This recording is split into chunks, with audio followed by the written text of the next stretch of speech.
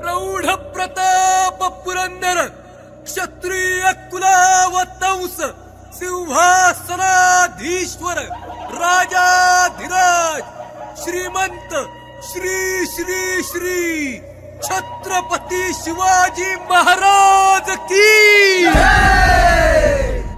शिवाजी भोसले उर्फ छत्रपति शिवाजी महाराज एक भारतीय शासक और मराठा साम्राज्य के संस्थापक थे। शिवाजी ने आदिल शाही सल्तनत की अधीनता स्वीकार न करते हुए उनसे कई लड़ाइयाँ की थी। शिवाजी को हिंदुओं का नायक भी माना जाता है। शिवाजी महाराज एक बहादुर, बुद्धिमान और निडर शासक थे। धार्मिक कार्यों में उनकी काफी रुचि थी। रामायण और महाभारत का अभ्यास वह बड़े ध्यान से किया करते थे। वर्ष 1674 में शिवाजी महाराज का राज्याभिषेक हुआ और उन्हें छत्रपति का खिताब मिला। आइए जानते हैं उनके जीवन के बारे में। शिवाजी महाराज का जन्म 16 फरवरी 1930 में शिवनेरी दुर्ग में हुआ था। इनके पिता का नाम शाहजी भोसले और माता का नाम जीजाबाई था। शिवनेरी दुर्ग पुणे के पास है। उनकी माता ने उनका नाम भगवान शिवाय के नाम पर शिवाजी रखा। उनकी माता भगवान शिवाय से स्वस्थ संतान के लिए प्रार्थना किया करती थी। शिवाजी के पिता शाहजी भोसले एक मराठा सेनापति थे जो कि डेक्कन सल्तनत के लिए कार्य किया करते थे। शिवाजी के जन्म के समय डेक्कन की सत्ता 3 इस्लामिक सल्तनतों बीजापुर, अहमदाबाद और गोलकोंडा में थी। शिवाजी अपनी माता जीजाबाई के प्रति बेहद समर्पित थे। उनकी मां बहुत ही धार्मिक थी। उनकी माता शिवाजी को बचपन से ही युद्ध की कहानियां तथा उस युग की घटनाओं के बारे में बताया करती थी। खासकर उनकी माता उन्हें रामायण और महाभारत की प्रमुख कहानियां सुनाती थी, जिन्हें सुनकर शिवाजी के ऊपर बहुत ही गहरा असर पड़ा था। इसी दौरान शाहजी ने दूसरा विवाह किया और अपनी दूसरी पत्नी तुकाबाई के साथ कर्नाटक के आदिल शाह की तरफ से सैन्य अभियानों के लिए चले गए। उन्होंने शिवाजी और जीजाबाई को दादोजी कोंडदेव के पास छोड़ दिया। दादोजी ने शिवाजी को बुनियादी लड़ाई तकनीकों के बारे में जैसे कि घुड़सवारी, तलवारबाजी और निशानेबाजी सिखाई। शिवाजी महाराज का विवाह 16 मई 1940 में सईबाई निम्बलाकर के साथ लाल महल पूना, जो कि अब पुणे में है, वहां हुआ था। शिवाजी महाराज ने वर्ष 1645 में आदिल शाह सेना को बिना सूचित किए कोंडना किला पर हमला कर दिया। इसके बाद आदिल शाह सेना ने शिवाजी के पिता शाहजी को गिरफ्तार कर लिया। आदिल शाह सेना ने यह मांग रखी कि वह उनके पिता को तब रिहा करेंगे जब वह कोंडना का जिला छोड़ देंगे। उनके पिता की रिहाई के बाद 1645 में शाहजी की मृत्यु हो गई। पिता की मृत्यु के बाद शिवाजी ने फिर से आक्रमण करना शुरू कर दी। वर्ष 1659 में आदिल शाह ने अपने सबसे बहादुर सेनापति अफजल खान को शिवाजी को मारने के लिए भेजा। शिवाजी और अफजल खान 10 नवंबर 1959 को प्रतापगढ़ के किले के पास एक झोपड़ी में मिले। दोनों के बीच एक शर्त रखी गई थी कि वह दोनों अपने साथ केवल एक ही तलवार लाएंगे, लेकिन शिवाजी को अफजल खान पर भरोसा नहीं था और इसलिए शिवाजी ने अपने कपड़ों के बीच कवच डाला और अपनी दाहिनी भुजा पर बाघनख यानी टाइगर्स क्लॉ रखा और अफजल खान से मिलने चले गए।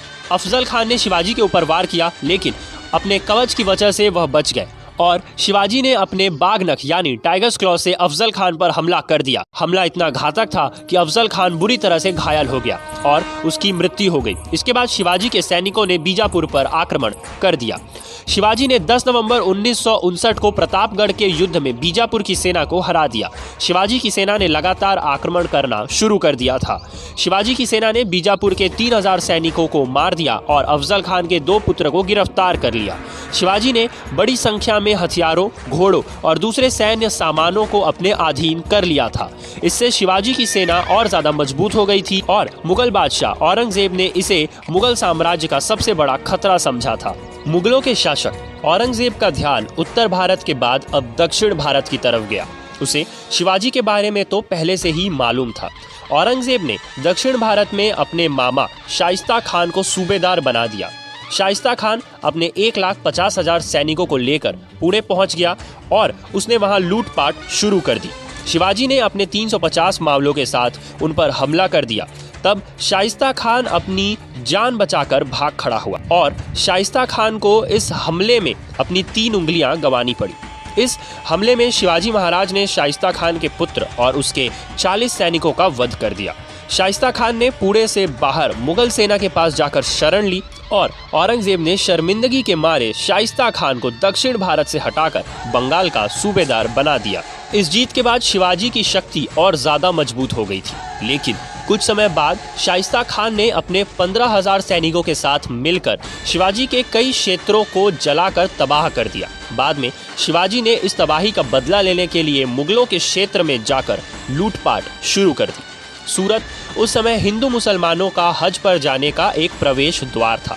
शिवाजी ने 4,000 सैनिकों के साथ सूरत के व्यापारियों को लूटने का आदेश दिया, लेकिन शिवाजी ने किसी भी आम आदमी को अपनी लूट का शिकार कभी भी नहीं बनाया। शिवाजी महाराज को एक बार आगरा बुलाया गया, जहां उन्हें लगा कि उनको उचित सम्मान नहीं दिया जा रहा है। इसके खिलाफ उन्होंने सारा गुस्सा दरबार पर निकाल दिया और औरंगजेब पर छल का आरोप लगाया।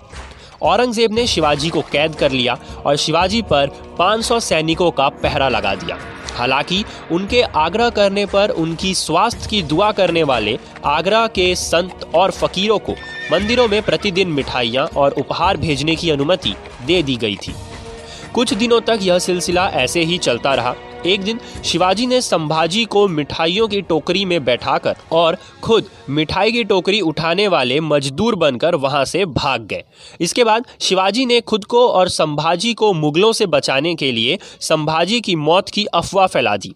इसके बाद संभाजी को मथुरा में एक ब्राह्मण के यहाँ पर छोड़कर शिवाजी महाराज बनारस चले गए। जसवंत सिंह, जो कि शिवाजी के ही एक मित्र थे, उनके द्वारा पहल करने के बाद 1668 में शिवाजी ने मुगलों के साथ दूसरी बार संधि की।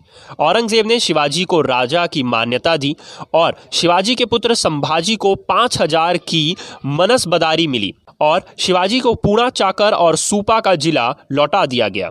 लेकिन सिंहगढ़ और पुरंदर पर मुगलों का आधिपत्य बना रहा। सन 1670 में सूरत नगर को दूसरी बार शिवाजी ने लूटा। नगर से 132 लाख की संपत्ति शिवाजी के हाथ लगी और लौटते वक्त शिवाजी ने एक बार फिर मुगल सेना को सूरत में हराया। सन 1974 तक शिवाजी के साम्राज्य का अच्छा खासा विस्तार हो चुका था।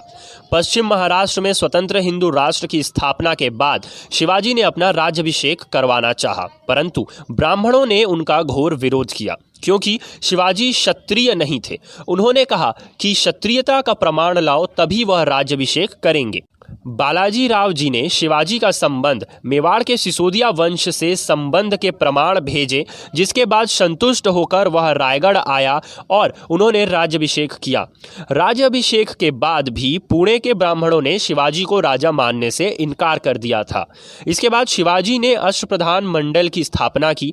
विभिन्न राज्यों से दूसरे प्रतिनिधियों के अलावा विदेशी व्यापारियों को भी इस समारोह में आमंत्रित किया गया। इस समारोह में लगभग रायगढ़ के 5,000 लोग इकट्ठा हुए थे। शिवाजी को छत्रपति का खिताब दिया गया। उनके राज्याभिषेक के 12 दिन बाद ही उनकी माता का देहांत हो गया। इस कारण फिर से 4 अक्टूबर 1674 को दूसरी बार उनका राज्याभिषेक हुआ। 2 बार हुए इस राज्याभिषेक में लगभग 50 लाख रुपए खर्च हुए। इस समारोह में हिंदू स्वराज की स्थापना का उद्देश्य किया गया था। शिवाजी ने काफी कुशलता से अपनी सेना को खड़ा किया था। उनके पास एक विशाल नौसेना भी थी, जिसके प्रमुख थे मयंक भंडारी। शिवाजी ने अनुशासित सेना और सुस्थापित प्रशासनिक संगठनों की मदद से एक निपुण तथा प्रगतिशील सभ्य शासन स्थापित किया। उन्होंने सैन्य रणनीति में नवीन तरीके अपनाए, जिसमें दुश्मनों पर अचानक आक्रमण करना जैसे तरीके शामिल थे। 3 अप्रैल 1680 में लगातार 3 सप्ताह तक बीमार रहने के बाद यह वीर हिंदू सम्राट सदा के लिए इतिहास से अमर हो गया और उस समय उनकी आयु केवल 50 वर्ष की थी। शिवाजी महाराज एक वीर पुरुष थे, जिन्होंने अपना पूरा जीवन मराठा हिंदू साम्राज्य के लिए समर्पित कर दिया। मराठा इतिहास में सबसे पहला नाम शिवाजी का ही आता है। आज महाराष्ट्र में ही नहीं बल्कि पूरे देश में वीर शिवाजी महाराज की जयंती बड़े धूमधाम से मनाई जाती है।